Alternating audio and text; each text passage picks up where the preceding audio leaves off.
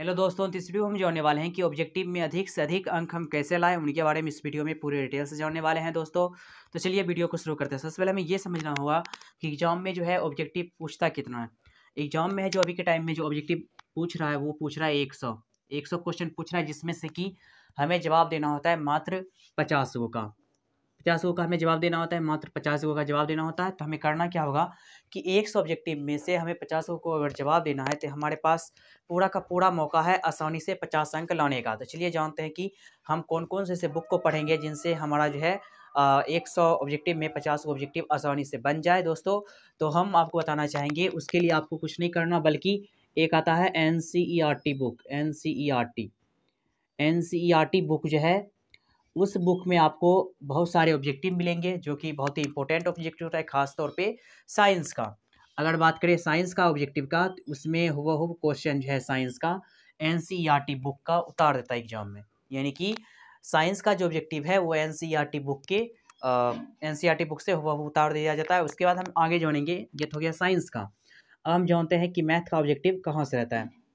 Math book जो है उसका जो ऑब्जेक्टिव है वो सारा का सारा ऑब्जेक्टिव आपको मिल जाएगा थ्योरी से, फॉर्मूला से और मैथ का कुछ क्वेश्चन से रिलेटेड।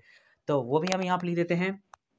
उसमें हो जाएगा, इसका मैथ का जो ऑब्जेक्टिव रहता है वो रहता है थ्योरी से। उसके बाद इसमें मैथ का जो ऑब्जेक्टिव रहेगा एग्जाम में वो फॉर्मूला से रहता है और थोड़ा बहुत क्वेश्चन से रहता है। यानी कि मैथ का जो क्वेश्चन होता है, क्वेश्चन मैथ लिख देते हैं यहाँ पे। यानी क्या समझे दोस्तों कि ये जो हम लिखे हैं 100 ऑब्जेक्टिव में से 50 का जवाब देना है। साइंस में जो भी ऑब्जेक्टिव पूछा जाता है वो NCERT बुक से हुबहू क्वेश्चन रहता है। उसके साथ ही साथ आप BBT से भी याद कर सकते हैं, या फिर NCERT बुक में जितना भी ऑब्जेक्टिव है आप उन्हें याद कर सकते हैं। दूसरा है मैथ में जितना भी ऑब्जेक्टिव पूछा जाता है वो रहता है थ्योरी से और फॉर्मूला से और क्वेश्चन मैथ। यानी कि मैथ का कुछ क्वेश्चन रहेगा, जैसे सार्वंतर निकाले, AP का मान दिया हुआ रहेगा, ये समांतर श्रेणी है या नहीं, ये सब चेक करने के लिए मैथ का भी कुछ क्वेश्चंस रहता है। अब हम ये जानेंगे, ये तो हो गया मैथ साइंस। अब हम ये जानते हैं हिंदी का जो ऑब्जेक्टिव है वो कहाँ कहाँ से रहता है। तो हिंदी का जो ऑब्जेक्टिव है वो रहता है बुक से। हिंदी का ऑब्जेक्टिव बुक से रहता है, यानी बुक में भी दो पार्ट है हिंदी का, काव्य खंड क और ख। तो उसमें क्या होता है, काव्य खंड क में कहानी और काव्य खंड ख में जो है कविता है, यानी कहानी और कविता दोनों है दोस्तों। तो इसमें जो है कहानी से भी क्वेश्चन रहेगा और कविता से भी क्वेश्चन रहेगा, लेकिन ये दोनों जो पूछा जाता है कहानी और कविता। उसके बाद इसमें और ऑब्जेक्टिव जो रहेगा वो रहेगा व्याकरण से।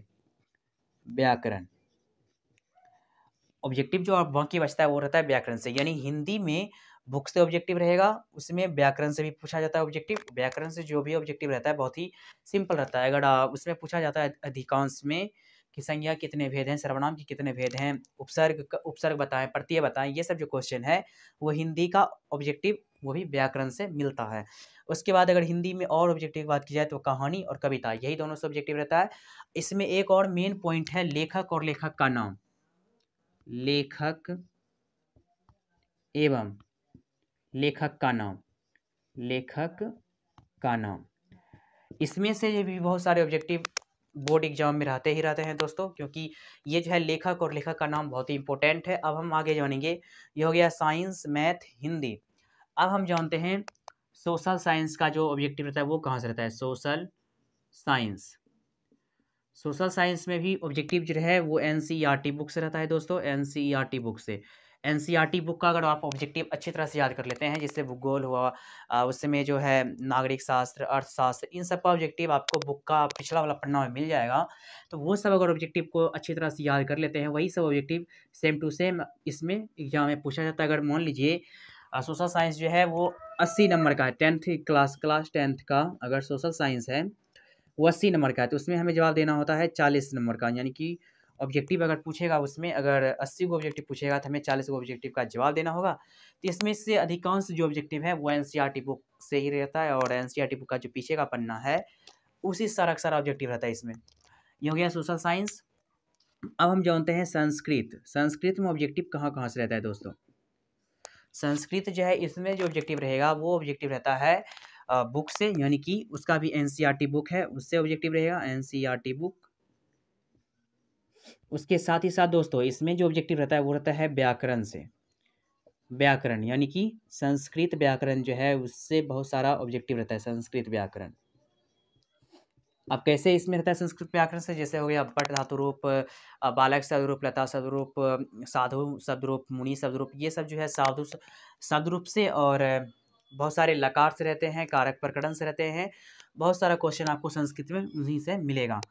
अब आखिरी और अंतिम जो बच जाएगा दोस्तों, यहाँ पे कौन कौन विषय हो गया, science, math, Hindi, social science, Sanskrit. अब अंतिम और आखिरी है इंग्लिश। इंग्लिश का जो ऑब्जेक्टिव है दोस्तों, वो बुक के बीच बीच से रहता है ऑब्जेक्टिव। बुक का जो बीच का जो पॉइंट होता है उनसे ऑब्जेक्टिव रहता है। और उसके साथ ही साथ आप इसमें भी ग्रामर देख सकते हैं, ग्रामर से भी इनमें बहुत सारा ऑब्जेक्टिव पूछा जाता है दोस्तों। इस तरह से ये कंप्लीट है। अगर आपको यह वीडियो पसंद आया दोस्तों, चैनल को सब्सक्राइब जरूर करें। मिलते हैं अगले वीडियो।